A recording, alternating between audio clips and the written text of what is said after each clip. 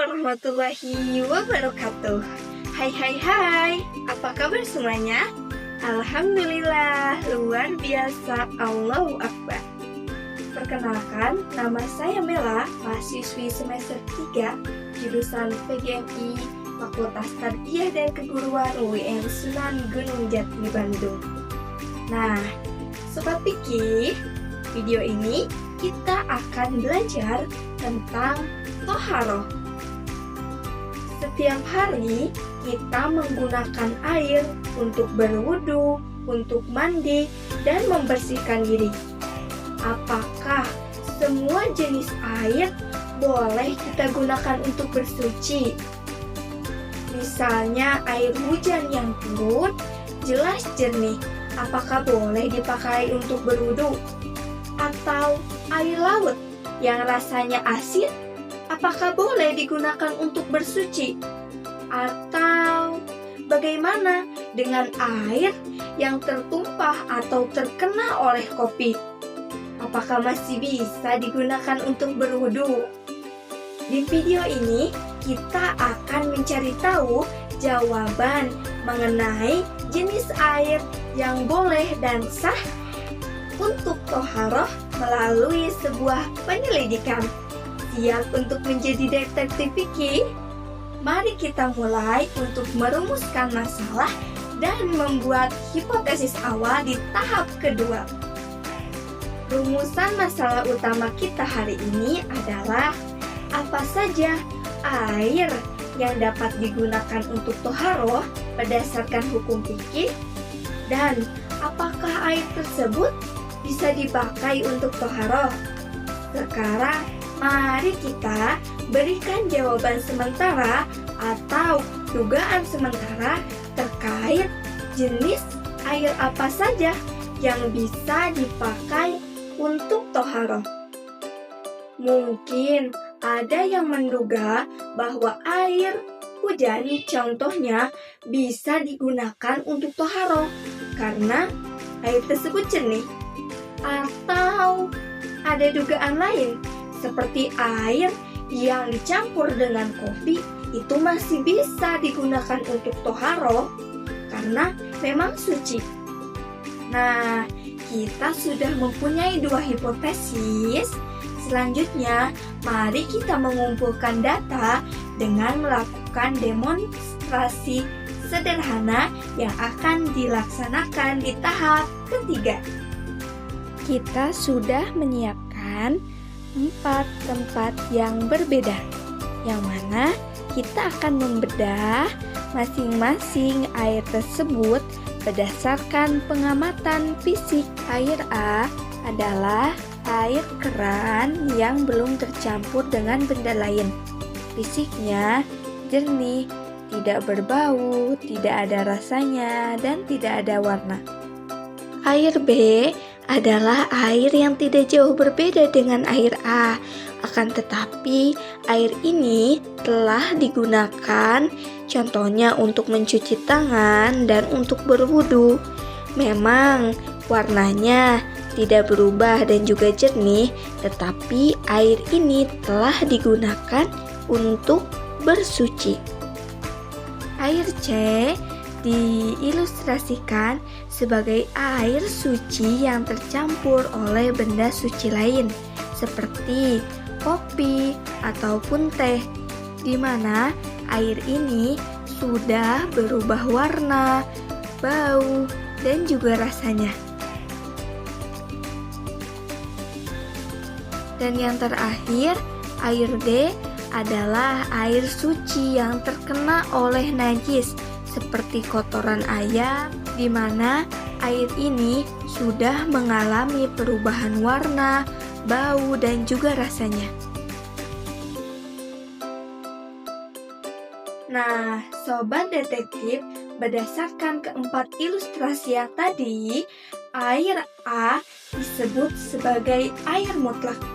Hukumnya adalah suci dan mensucikan. Jadi, air ini bisa dipakai untuk berwudu. Contohnya apa? Contohnya air hujan, air sungai, air laut itu bisa digunakan untuk berwudu. Hal ini sesuai dengan firman Allah Subhanahu wa Ta'ala dalam Quran Surah Al-Anfal ayat 11. Air B disebut sebagai air mustakmal, yaitu air yang telah digunakan untuk mensucikan benda lain. Hukumnya dalam fikih yaitu suci, tetapi tidak dapat mensucikan benda lain. Sedangkan air C disebut sebagai air muqayyad, yaitu air suci tetapi telah tercampur benda suci yang lain. Contohnya tadi tercampur oleh kopi. Hukumnya dalam fikih yaitu suci tetapi tidak dapat mensucikan. Dan yang terakhir yaitu air D disebut sebagai air mutanajis, yaitu air yang telah terkena oleh najis. Hukumnya yaitu haram digunakan untuk bersuci. Terdapat dua ketentuan air mutanajis. Yang pertama, apabila air tersebut kurang dari 2 kula. Nah, misalnya tidak berubah sifat air tersebut, yaitu rasanya, baunya, ataupun warnanya, itu tetap menjadi air mutanajis dan haram digunakan. Yang kedua, yaitu air yang lebih dari 2 kula. Nah, air ini apabila terkena oleh najis, tidak secara langsung dapat dikatakan sebagai air mutanajis loh.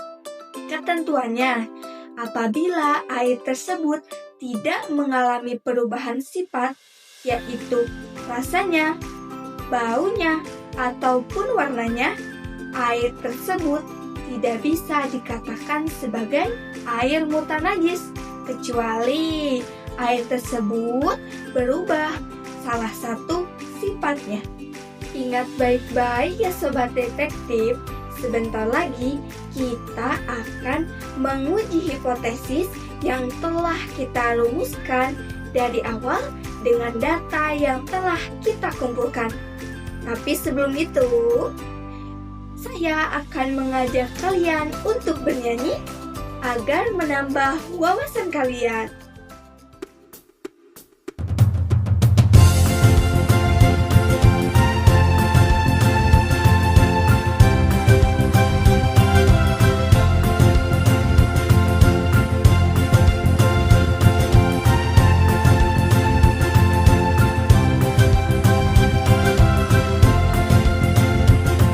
Pembagian air untuk toharo dibagi menjadi ke dalam 4 macam.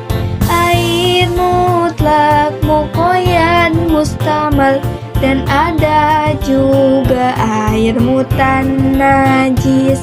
Air mutlak suci dan mensucikan, bisa dipakai untuk berwudu.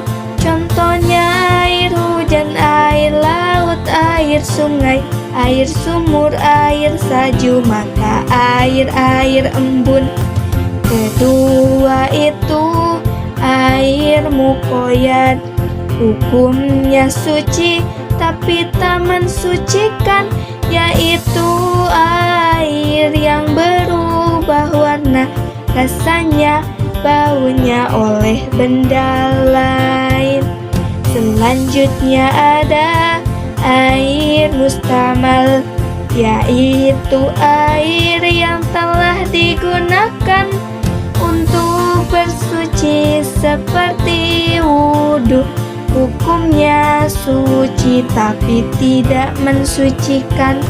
Terakhir adalah air mutanajis, hukumnya tidak bisa dipakai bersuci kecuali air dengan jumlah 2 kula yang tidak berubah warna, rasa, dan baunya.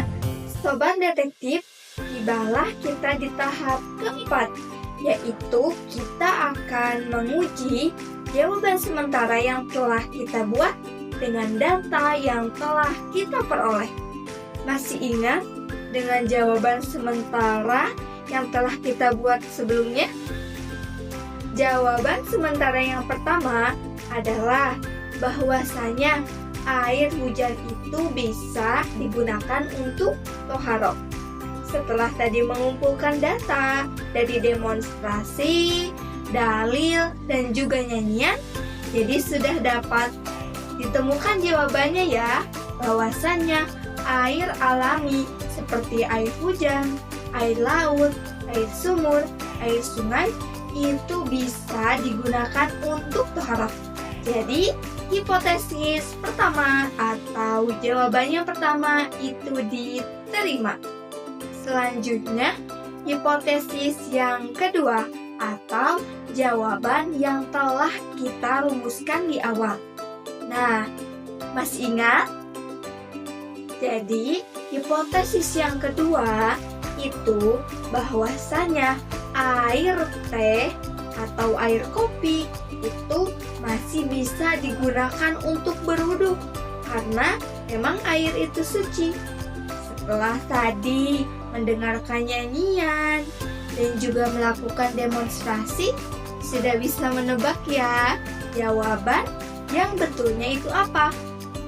Jadi, air teh atau air kopi itu tidak bisa digunakan untuk bersuci. Karena apa? Karena sudah tercampur dengan benda suci yang lain. Jadi, air itu sudah bukan air murni lagi. Misalnya, air suci tercampur oleh kopi, itu menjadi air kopi. Jadi, hipotesis yang kedua itu ditolak. Lalu, bagaimana dengan air B di demonstrasi tadi atau air mustakmal? Apakah bisa digunakan untuk berwudu? Betul sekali. Jawabannya tidak bisa karena air itu sudah digunakan untuk menghilangkan najis dari benda lain. Jadi, kalau ada air bekas wudu, jangan dipakai untuk berwudu lagi ya. Dan yang terakhir yaitu air D, itu air mutanajis. Bisa tidak dipakai untuk berwudu? Tentu saja, itu hukumnya adalah haram, tidak bisa digunakan untuk berwudu. Kecuali dengan ketentuan air itu lebih dari 2 kula dan tidak ada perubahan di sifat air, baik itu rasanya, warnanya, ataupun baunya. Alhamdulillah Sobat Piki, kita sudah menemukan jawaban terhadap pertanyaan yang telah kita rumuskan sebelumnya. Jadi, dapat ditarik kesimpulan bahwasanya tidak semua air itu bisa digunakan untuk toharoh. Ada jenis-jenis air yang memang tidak boleh digunakan untuk toharoh. Seperti apa? Seperti tadi air mutanajis, seperti air mustakmal, dan air muqayyad. Jadi, air yang sah digunakan untuk berwudu itu dinamakan dengan air yang mutlak, air yang suci dan dapat mensucikan. Dari mana saja air mutlak berasal? Bisa dari air hujan, dari air sumur, air laut, air sungai, air embun, mata air, dan lain sebagainya.